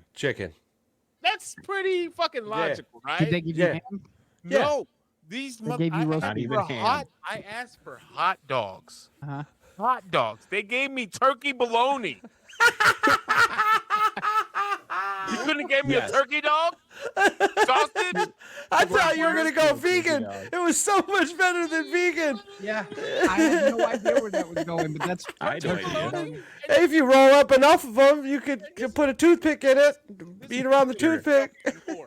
Meat is meat. You didn't even notify us that you made the change. You just made the change on your own. Yeah, that's what they've been doing now. Yeah, we don't even get a notification or nothing. What am I supposed to do with hot dog buns and turkey bologna? Look, here's what you do. You use it as a sub roll. You put the turkey bologna in there, put the cheese. It's not the same. There's a whole ass option for you to go, hey, it's not here, sorry. And then I go, okay. Like a hot dog. Then I'll deal with it. Yeah. But instead you go out your way. Yeah. Who the fuck do these people think they are, to be honest with you? Now that I'm thinking about it deeply, right? Who the fuck do you think you are? Just shopping for some random person. You know what the hell I want. That's fucked up. Give me the courtesy and tell me that it's not there. How much you get paid for that too, right? Like you're just, oh, this is my life. Turns out my wife was one of those. She did not do that. She works somewhere else now, though, so I could really go off. She didn't pick. Hell no, she hit that. She hit that option. Not here, right? Yeah, that's actually she would reach out for a substitute, the thing is, and then if you didn't reply before she was done shopping, she would then click not here. But that's the thing. They got the little iPad scanner thing that they can literally pick a little. And listen, people. Listen, here's the big thing. Walmart gives all of their employees phones, except those shoppers. So if they got the blue cart, don't ask them because it's their personal phone. Chances are you're not going to get their personal phone. But everyone else has a work phone. And that work phone, all it is an app. It's just like Facebook, but easier, right? It's a fucking app, and all they got to do is search in what you're asking for. So if anybody out there, if any Walmart employee out there gives you shit, you just look at them and call them whatever you want. Because they're being exactly that in that moment to you, I promise. I get some things are. Some of them are really great. I really they like run them. out of stuff, but it's like always the stuff that you want the most. You're telling me that there's nothing of that. They're just out of a sudden. But let me go to the store. You can't tell me they were out of hot dogs. They weren't out of fucking hot dogs. Yeah, HEB doesn't run out of hot dogs. I would try to say maybe they were colorblind, but this is a whole fucking shape. How are you shape blind? How are you shape blind? Go from a tube to a pancake hot dog. We're talking a crepe from a waffle. How are you that far off? You should have let Charles do a review for you. Oh, that's fucking hilarious. That's what we should do from now on. Let's do some food reviews. Well, the kicker is though, is it's that same old story though. Food review for yeah. You. Oh hell yeah, Charles definitely. Is all over but this. Listen very carefully. It's the same old story. You don't fuck with the people fucking with your food. These people, that's what I'm saying. 40% of fucking DoorDashers or whoever they were, don't quote me on the name, admitted to trying the food, which means there's another 30 to 40% out there who are like, you don't even know. You dumb. I'm not getting rid of my free meals. You just take the good with the bad. But the cool thing about the Walmart Plus thing is that you could go in there and take that fucking tip back. Right? Yeah, I'll give you a $10 tip on that shit. You got to go less than 2 miles. It's a $10 tip. If you don't think or listen to the directions, it's a $0 tip. A motherfucking zero. Oh, Figure it out. When we talking order about tips the other day. I don't tip when we order groceries like that. Fuck that. That's the same thing as going to a pizza place, ordering on the inside, and they ask you for a tip. Inside there, get the fuck out of my face. You're doing your job. There's this food truck that just opened up down the street, and they do like when they do these constructions, they got like those little to-go places or whatever that roll up. So this food truck came up to this work where they're working. I got some tacos, and I put in my card to pay, and it said, "Do you want a tip?" I'm like, "No." And the lady was like, "So you're not gonna tip us?" No. I'm right here. Yeah. You're gonna do what you're gonna do regardless. Yeah. What's That's like ordering difference? Chinese food, and you put the order in, and you go to pick it up. Why am I paying you to pick up something while I'm picking it up? Yeah. Guess what? I'm not going to do now either. I'm not tipping you, and I'm never coming back. That could have been the best fucking taco of my life, and it'll be the best taco I'll never have again. Like, dude, that's why, like now, when I sign for shit, it's getting ridiculous. Yeah, bro. When I sign for shit, the tip area gets filled out with a giant zero, a slash through that bitch, and a money sign. You cannot fake my. When I no, hell no. Yeah, is it like when I'll leave cash on the table. Food. They did that to us. I'm like, we stiffed your ass because you were shitty, and whoever filled it out with the card, they filled it in with a 20. Oh yeah, the included gratuity or whatever. Well, because they knew we weren't from around there. We weren't going to come back to that bar and be like, "Hey, yeah, we did not leave a tip." Yeah. Oh, I'd be getting mine back too. No, it is. It's super frustrating. It's the same thing like walking into Starbucks now. You an idiot if you think you just walk into Starbucks and get something to drink. Like, because like there's like these random priorities, and the drive-through isn't the number one priority. Oh, no. The app is the number one priority. Then the drive-through. Don't want ice in your coffee or your ice drink. They'll charge you an upcharge for not having ice in it, or for because it's an inconvenience. That's because the volume. Yeah, I know, but it's the volume. Because with ice, you put less drink in. Yep. Without the ice, you got to fill it up. Yeah, no, I understand what you're saying. Fuck that. I agree. I don't care. I'm paying for the cup. It doesn't matter if there's ice in it. There's piss in it. It doesn't matter. I'm still paying for the price of the whole cup. Time I get like Give me what's in the cup. I always get no ice because I'm like, it's already cold for one. I wish people who. That's true.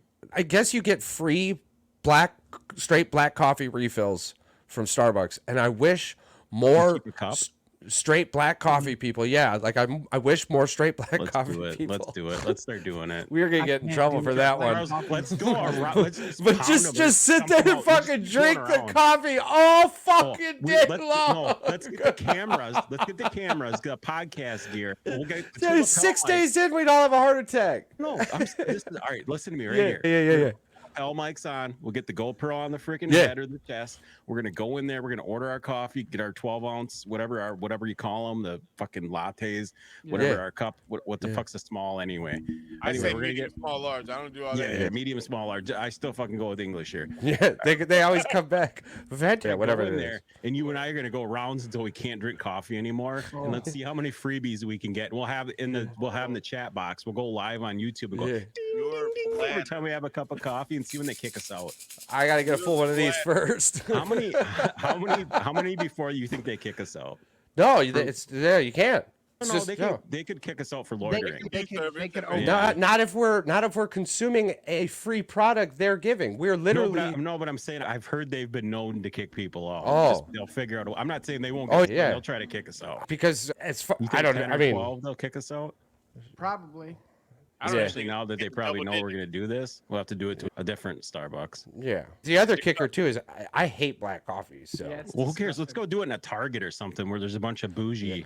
There's a Barnes and Noble over the Barnes and Noble. We'll get in front. We'll cut in front of them for. I've come to find out the Starbucks and Barnes and Noble have some form of like super top shelf syrups. And it's I get the drink. Yeah. The drink. And they're so much different than like the fast food Starbucks. If I can get into the Barnes and Noble Starbucks, that's where the wife and I Charles, go. you can get in Barnes and Noble, and you can get sports cards, so it's a win. Yeah, that's why we went to Barnes and Noble. That's actually why because I found out about the sports cards. I was like, like big ass kid in a candy store. Charles, what's the selection like there for sports cards? It's not bad, actually. It's fucking terrible. It's disgusting. I would never go there ever. It's so bad. I'll tell you after the show how fucking awesome it is. So yeah, they do that. So they do that like it's all back behind the counters. We did this in Domino's when I worked at Domino's too. Like our Domino's on base, or our Domino's that are in any high traffic, high money areas. The sauces are different. They get better quality dough. They get the premier cheese. They get better ingredients. It's because they want you to better sit pizza. for long. Papa John's is trash. Yeah. Papa John's is better than Domino's. Yeah. I fucking hate Bullshit. Domino's is top tier. Bro. I actually, what is it? Oh no, the Papa Murphy Tuesdays. Oh man, Papa Murphy's Tuesdays, take and bake, $10.99. That's so good. Considering that you have to bake it yourself, it's a pretty damn good pizza. Yeah, hell yeah, it's a good pizza. They teach You're like, you man, I have a that. really good job of making a pizza. Side note, other f***ed up people, Department of Transportation. I have confirmed without confirming why our roads are worse than Rome's. Okay, let's hear because it. we're fatter. To ensure the longevity of careers. That's true. Road mixes are mixed to fail to ensure that I get to come back 3 to 4 years later to fix this or repave it. It's a fucking cycle. And all of that thing with iPhone, same thing with cell phones and all this other stuff. I'm just saying. Been this way forever. So we don't have to ask why we don't do shit like Rome anymore. It's capitalistic America. Grow the fuck up. It's not going anywhere.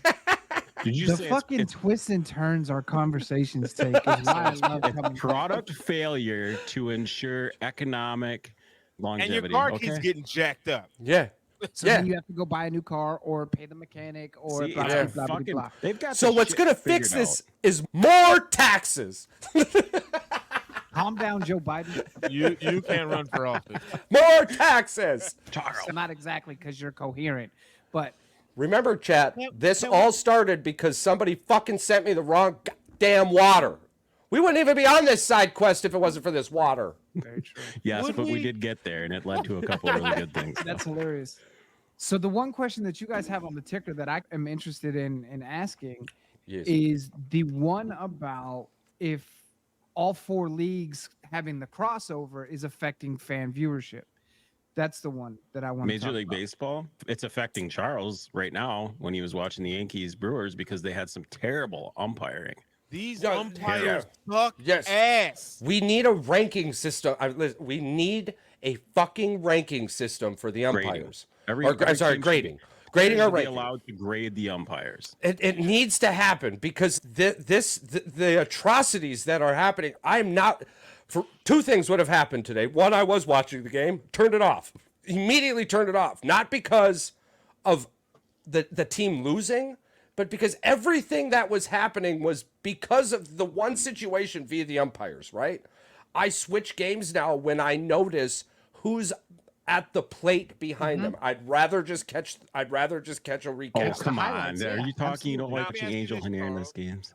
Bro, I'm with your plan, right? Yeah. I know you said drop them down to the minors. Now, are you just dropping the one umpire, or are you dropping the whole staff? Well, so the thing is that or is it just one? Well, it's a grading. There's individual and team grades. You would have to get super deep into it. You would have to, right? Because in this instance here, yes, the entire ump crew needed to be retrained because you had brought all four in, you talked, you took up way too much time, and then still came to the wrong decision. So what even were you talking about? Who's winning the most in this game? Absolutely, yeah. There is the thought that comes into the mind, how much money do you have on that guy? Because there's no consistency in it anymore. This is a strike, this is a ball. I was watching meatballs down the middle of the plate get looked at, and if the batter backed up like this, it was a ball. And I'm like, what the fuck? I watched the highlight. It's clearly down the middle. Like, it's clear. There's no like space between the ball and the box. Yeah, you can't go 15 minutes in a game without the commentators going, that was a strike, but it was called a ball, or whoa, they called that a strike. I was watching a highlight. You guys know I hate baseball, but even me, I was watching a highlight of Juan Soto at the plate for the Yankees. Yeah. And three in a row outside the plate by at least 12 inches. Yeah. And old boy watched 7 strikes. I was like, what the fuck are you doing? Like, my dead grandmother could call strikes better than this. Is crazy. Stevie Wonder. Old boy watched 7 balls and struck out. Really see.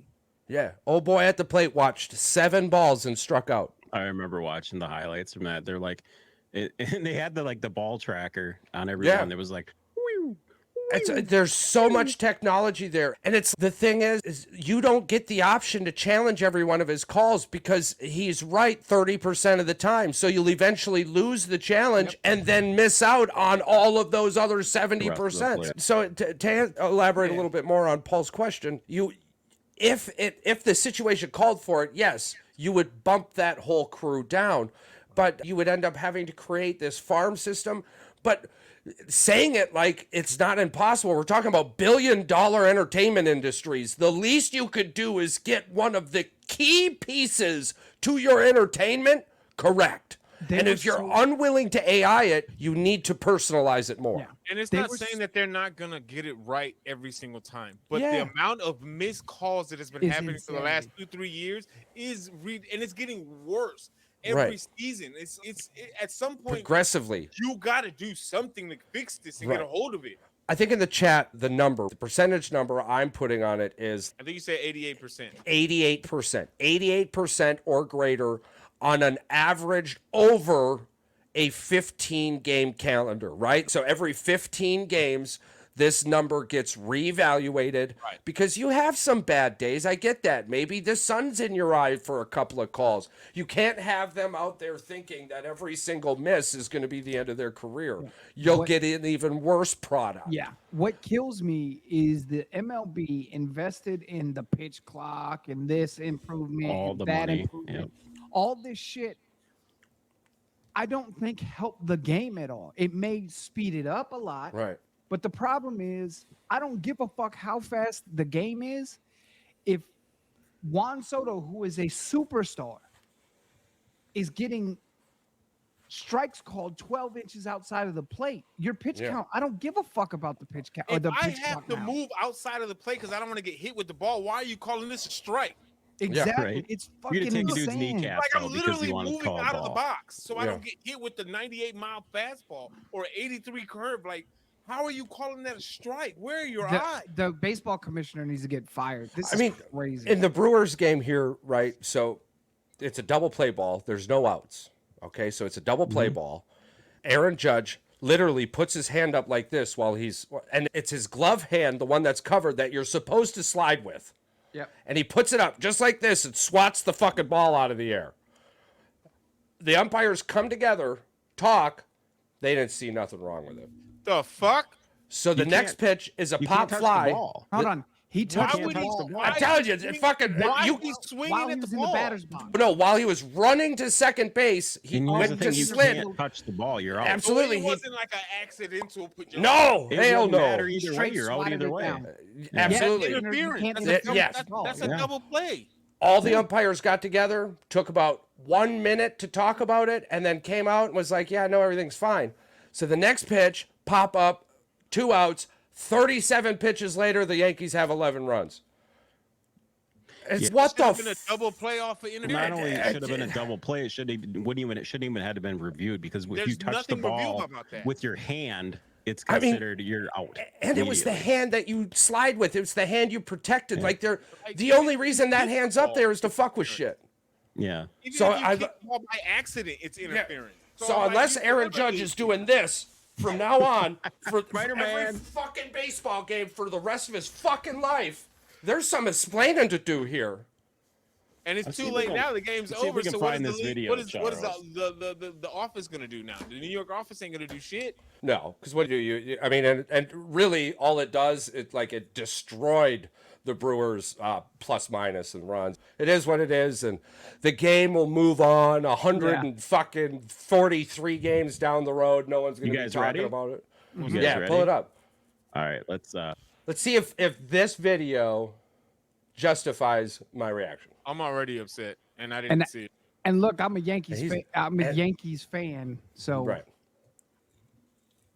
I hate stupid shit like that. It was befuddling, dude. There's nothing to, and it's the thing. You shouldn't be this angry about something that's clearly so obvious. But you know what gets me too is, like you guys said. See this chunk. It's 4-4 right now. Like I always say, you watch baseball every day. Okay, that's a strike. No, that was a ball. Off the inning here. This pitch was called a ball. That's straight. That's a ball. That was a ball. That's a ball. That was it. Wait, it gets even better. They check his glove. Now that they check his glove. Check his glove for what? Shaking his head. God.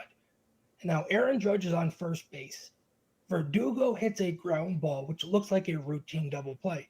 Boy, get the fuck out of here. Look at this. Look at this. Knocks the ball down. Oh, yeah, he put his First of all, look at that. First of all, let's just pause this for a second. Pause this for a second.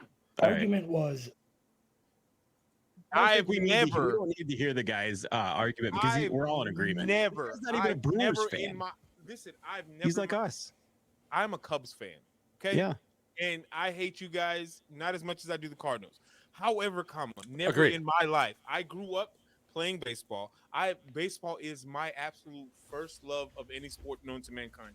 I have never seen, never heard, never witnessed any coach tell a base runner to slide and jack your arm up like that. Absolutely. Never in the history of I've never seen any coach, any first base coach tell their player, hey, when you're sliding feet first, make sure you put your dominant hand up. It's unheard of. Not only it that, doesn't happen. No. He shouldn't have even been on base. He should have struck out the pitch we had seen at the very beginning of the video. That's and a double play without even question. Then the umpire has the gusto to come over and ask to see his glove mid-pitching. That's something you do at the beginning of the inning or at the end of the inning. You don't do that middle of the freaking inning. This is what I don't get. Like, that Vegas had money on that? Yeah, well, yeah. The only time I've ever seen them check a pitcher's glove in the middle of pitching is if they're suspecting them of having pine tar on their shit, or the stickums on their shit. That guy's the release of his ball was clean. The break was crisp, like on a 100-mile-an-hour pitch. A crazy ball. Literally right there on the box. It was an inch inside the strike zone. Yeah. On a guy, I get it. Aaron Judge is 6'8" or whatever the fuck he is, so his strike zone's a little weird, but it was still on the inside of the plate. Like, it was way further away. It was above 50-50. It was above a 50-50 call. This is the thing. It wasn't that it was too high or too low, because it was right there. Yeah. They had this much space between the top of the box, and it was inside the box. So what are you calling? And so then on top of that, you're literally, all three of you blind little fucks are going to be okay with this man putting his hand up to block a ball. It's not like it was Jose Altuve. You can't tell me you didn't see him. The dude's a giant. He's and it's sunny outside, so I know you see it. The dude's a fucking giant. Who's he waving to? The Never biggest in guy. my life have I seen that. Biggest guy in It's baseball, I disgusting. think. I've seen Aaron Judge slide before. You know what he's never done? He waved to the crowd. Like, with the hand he's supposed to slide with? Yeah, that's crazy. On a double play ball that he knew he was out? Hey, guess what? Had that hand not had that glove on it, he wouldn't have put his hand on it. He wouldn't have put his hand on it. Hell no. Yes. Why do you think he puts that hand up Because there? that throw is 80-some miles an hour on the average. I think 83, 84 on the average. And Adames isn't average. Yeah. Would have shattered his hand. That's crazy. See, calls like that, it's just as bad as like when They fuck up perfect pitches, like perfect games, no hitters, all that shit. It's like you're messing up the integrity of the game when you're doing shit like this. I'm like, and I'm telling you, I've been a fan of this sport all my life. And when I see stupid shit like this, it makes me want to turn the TV off. And I did.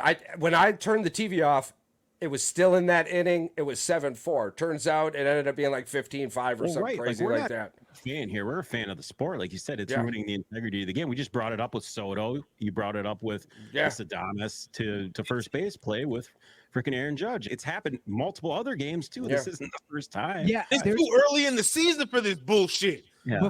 Before this Angel Hernandez guy, when's the last umpire's name you knew? Oh, what's that old the guy that had the scandal, the betting scandal was the last one. And that's been how long ago though? 20 years probably. That's what I'm saying. You should never know an umpire's name. They should never affect the game so much, just like refs in any other sport. Just they like should the never, Ed Hockley. Exactly. They should never ever affect the game so much that you know who the fucking umpire is. That's retarded. Yeah. Currently, there isn't an NFL referee that I would be able to pick out of an everyday crowd. No, Ed Hockley's son is pretty evident. You'd probably notice him. Honestly, huge, I'm just being honest. I would more or less walk by the guy without a second thought. But right now, I know who Angel Hernandez is. I know who Angel Hernandez is. I could pick him. I could pick him, and I could go to a restaurant. I could go anywhere. I could see his nose. No, not only that. Why would you be able to tell? Because he would get the food and he would go ball. Yeah. But jokes aside, I know what he looks like and I know him because everything in baseball right now, if it isn't fucking Pete Rose would be in the Hall of Fame if he had a damn interpreter, it's Hernandez. Yeah. That's the crazy, like I said, you should never ever know an official's name. They should not have that much of an effect on a game because like you have the power to decide how a game goes. Yeah. Right. And like I'm not a big athlete. I didn't play a bunch We of need sports. to find out if they were nerds in high school. But in elementary, Angel? middle school, I played soccer or whatever, and I did a 6 months training to be a ref for like Pee-wee soccer. Yeah. The number one goal as a referee in soccer or any is to stay the fuck out of the way. Yeah. To remain anonymous and only use your judgment when it absolutely needs to be used. But with, like you said, the technology is there now. My judgment call shouldn't come into effect nearly as much. Especially they have replay in Major League Baseball now too, right? It's being tested in the minors. So I might be the big asshole in the room for saying this, but like you just asked, Charles, you said, were they nerds in high school? No. Yeah. Angel Hernandez is a failed Cuban baseball player. Ah. Even worse. And this is the thing. This is the shit police that sucks. So officer. he hates athletes. Yeah. And this is the thing that sucks. He can't get fired. Yeah. He has 'Cause to of the union. retire Yeah. because of the union. What? So the league Oh, can't fire yeah. him. Yeah. But this is the one crazy thing. He hasn't pitched. He hasn't. Let me take that back. He hasn't been able to umpire a World Series, him or his crew, since 2005. Doesn't matter. Like you're But at least he's in the peace of mind that at least in the biggest World game of the Series season, isn't, he's nowhere near around it. But at this he's point, still he's calling pennants. He's Yeah. still calling playoffs. He's still if I'm at that game, my God. if I'm at that game, I'm leaving. Okay. Once those the last 3 runs playoff are gone, game- I'm leaving. The Can I last playoff read you game that guys he's something? the last playoff game that he's is 2021. So he hasn't done anything in the last 2 years. But that was also just a division series. So he hasn't done a LCS or a World Series in God since. That's because he had gambling debts and needed a little extra money and was yelling and complaining. You want to hear something that's going to disgust you. You're not going to be surprised, but this is going to disgust you. Yeah. All right. April 8th, 2019, Boston University published a study of 11 seasons of Major League Baseball data. Almost 4 million pitches analyzed, determined the accuracy of balls and strikes called. The study found Hernandez performed stronger in 2018 than his average of 2008 to 2018. He averaged 19 incorrect calls a game, or 2.2 per inning. I'm sorry. But that says this is the bottom of Major League Baseball. So he is the worst umpire. 2.2 calls an incorrect inning he calls gets wrong. per inning, whether that's a ball, a strike. That's terrible. I get yeah. it. You're going to make a The mistake influence- in the game. Well, The good things are influence you coming have from on- this. Yeah, that's crazy. Yeah, You the got good things to are coming go. from this. Good things will come from this because it's Being going to spotlighted. affect. It's Because spotlighted. we're laughing about gambling. We're taking this sometimes. We're taking this in a light Little lighter. where they have money on it, but in reality, Vegas is probably going to start losing money because of it. Because yeah. They'll be the ones making because the changes. even if I have that information in front of me, okay, he's going to get 2.2 calls wrong. There's no way I can know what those calls are. There's no way I could know that old boy was going to swat the fucking ball down and flip the over from 2.2 7 to 4. Yeah, to that fucking inning. 30 in a baseball game. Yeah, that's crazy. Sure. What was that? That was an 11-7 run inning, right? Yeah. Yeah, because by the time I was done watching the game, they were up 11-4. And it ended And it was 15-4, 4-4, right? It was tied 4-4. 4-4. It was Yeah. 4-4, and in that sequence, the inning was over. It should have been. In that sequence that they destroyed, the inning was over. 30-some pitches later, and you hear the comment, "Oh, you can't let one call snowball it out." It's like this. I get it, but no, because there was like 100%. 6 calls in that sequence that ensured those runs across the plate. Nothing the player could have done could have changed that. The strikeout that wasn't called, the double play interference, it just. Let me read you some things about Mr. Angel Hernandez. Oh, Yes, we're please. getting Yes, PR please. This is facts. what the MLB wants. We're gonna give it to them, please. Yeah. In Take it. 2017, in July, we're just going to start from the top. 2017, July, he filed a federal lawsuit against the MLB because he felt like he was getting racially discriminated, that he wouldn't get promoted to crew chief, and he wasn't getting an umpire any World Series in 2005. Since 2005. I wonder why. Guess how that worked out? It didn't work out, right? Because he's never been promoted to a crew chief. Let me read you some stats on this motherfucker. Hernandez, in 1999, he was ranked out of 36 umpires in the MLB Players Association. In 1999, he was ranked out of 36 umpires. 36. You got 36, Mike? What you got, Yep. Charles? 29. Pat? 33. 31st out of 36, right? I was closest without going over. It gets worse. It gets worse. In 2006 and 2011, he was listed as the 3rd worst baseball umpire in Sports Illustrated polls. In 2010, History. in ESPN survey, he showed 22% of Major League ball players identified Hernandez as the worst umpire in baseball history. History? Listen Not to this. just In not once, not twice, but 3 years in a row, 16, 17, 18, Hernandez calls at first base were overturned 14 out of 18 times. wow. This year in one game, he least was 3. challenged 5 times. Was it 5? Yeah, 5 times in a game? 5 times. Yeah, Yeah. and he was and 4 for 5, and they couldn't challenge him anymore because they lost it. But they got 4 right. They got the 5th one wrong. And then that ends the challenges. But even Well, yeah. that was a bang one too. It was Yeah, absolutely.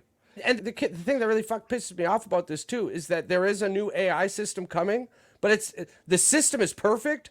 The utilization of the system is terrible. You literally give the pitcher or the catcher about 1.5 seconds to go yay or nay, and if you end up going yeah and it's a nay, you don't ever get to call it again. That's so crazy. but just for that game though. I don't know if it's the inning or that game. Probably the Or game. that pitcher or that catcher. But He has to go. Ultimately, Angel Hernandez and anyone that's in the realm of his tree. anybody that's in his tree that calls strikes and balls the way he does, and just they have to get reviewed somehow, some ways. The Players Association has to do something. They have to implement something in the next CBA where it's different, because right now it's not working, and you're gonna take viewerships away from the game. Yeah. Because if you keep getting shitty plays like this and shitty games, the fans are not going to want to watch bullshit. Well, viewership's going to. I could guarantee you, myself and my father-in-law, the exact same time, turned the channel. Oh, that doesn't surprise me. Because that's a bullshit call. Yeah. This is the thing, right? You have people like me who are not fans, who already hate baseball enough because it's slow, it's boring, whatever the myriad of reasons. Now you're And justifying it. And then you turn on the TV and it's, every sport has issues with officiating at one point or another, right? We've seen the NBA ref who lost his job. Shout out to the NHL, though. Shout out to the NHL. To be completely fair, I don't hear about stories. I don't watch the NHL much. I watch a hell of a lot of the playoffs. I don't see no clips about the shit about. But I don't see clips. I don't hear clips. I fucking Shorzy every once in a while. But goddamn, Shorzy. But you're not getting this kind of and shit in NHL like you do with football, with the NFL. Well, and in fact, not only the NBA. Not only do you not hear it as much, clips coming out of hockey where a lineman or a line judge or whatever they're called in hockey, a ref, will come onto the ice. And I saw this clip, I don't know, a couple weeks ago where he's, look, you guys are not going to like it, but the call on the ice was right. Yeah. At least the you know, that. Yeah, they have VR correct. It's crazy. I love hockey. I do. And playoff hockey is fantastic. I can't wait to break some more of that down. For our listeners out there, as I was chit-chatting, as we were all chatting, I was going through and looking at some of the comments for our videos, and there is not enough comments for the giveaways. Y'all need to start commenting. Yep. I want They don't the shirt. want it. They don't want it. I don't think people want free shit. Whatever. I like free Yeah. shit. So We'll just again, give it to each other. The boys in the woods will give us something, and we'll give you guys swap something. it out. so we're gonna give you guys this week to spread out, get out there on these episodes. I want the shirt. I want the T-shirt. I love Heat Check. We're watching. We're waiting for the comments. Yep. We love you guys. We know you can. We've given you shit already. So let's give you some more shit. Yeah, absolutely. Listen, we appreciate y'all. We appreciate y'all listening. We appreciate your connectivity. Just you as a person, you as a listener. Gentlemen, did you have anything else you wanted to throw on the table? I just got one thing to say. I got one thing to say. I just want to know, what is the issue with you people and this Meek Mill song on our video? Why are y'all so butthurt? I don't care. Did you see that Meek Mill thing that I sent you, though? It's engagement, though. So it is. Come on, man. Just leave it. You can't tell me it wasn't. You can't tell me it wasn't the best idea to put that song in there. Well, the other thing too is the song that we use. The song that he used is one of when we won the Super Bowl in 2017. It's Philly. That song is Philly. Yeah. Like, what the? I don't get. I'm still shocked y'all ain't talking much about the fact that they all squatting each other. Oh, you talking about Jalen and they're gonna have Saquon? They're gonna have a squad off. They gotta have a squad off. If we don't get videos of a squad off, yeah, we gotta have a squad off. They're not There's real. another one. Our young bull, Will Shipley, the running back, squats 500 pounds too. It's gonna be a squad off. There's gonna be they're gonna have the freaking music pounding in the locker room. Our running back squats as much as an offensive lineman. I'm just our rookie that's lineman. insanity. Something I did want to throw on the table coming up for all of our viewers' enjoyment purposes. Oh yes. You will get to see myself beat the spit out of PR in MLB The Show. It ain't happening. He ain't gonna know what's coming. All right. And Pat and I will be providing play-by-play done by yours, color commentary done by Pat. We will be in there like swimwear with these guys, and then don't forget to, we're also gonna do a Madden tournament. Absolutely. All of us. Yeah. And I just thought of this now, at least for the Heat Check, if viewers want to get involved and do an actual tournament and you play against me and PR or Chucky and Pat, let us know. We can maybe start a whole tournament, do a whole freaking invite list and go from there. The show I don't mind kicking people's asses. Well, I mean, apparently, if we get to the point we get 32 teams, we could have a hell of a pot going on here at $10 a pop. We could get you a trophy or something. Yeah. We're gonna work out the details. Just be looking at our social medias to see for that sign up, and whenever we get this dialed in and ready to go. There will be announcements. There will be advertising and promo for the tournament. Absolutely. And even if we don't do money, maybe we make the prize a shirt or a gift card to one of our stores. It's gonna be fun either way. Like that. Yeah, absolutely. Yeah. Well, And you get to talk shit. Coming up first on that list, we'll have to do a true blue baseball style best of 7 series. Okay. It's true blue baseball best of 7. Details out. We'll work the details out off show, but for our listeners out there, you'll be able to find this on Twitch, and I believe the commentary will be pushed out wherever and however and to all platforms we could push it out, of course. But the most important thing is that you're still here. The world is a much better place with you in it. absolutely. Smile more.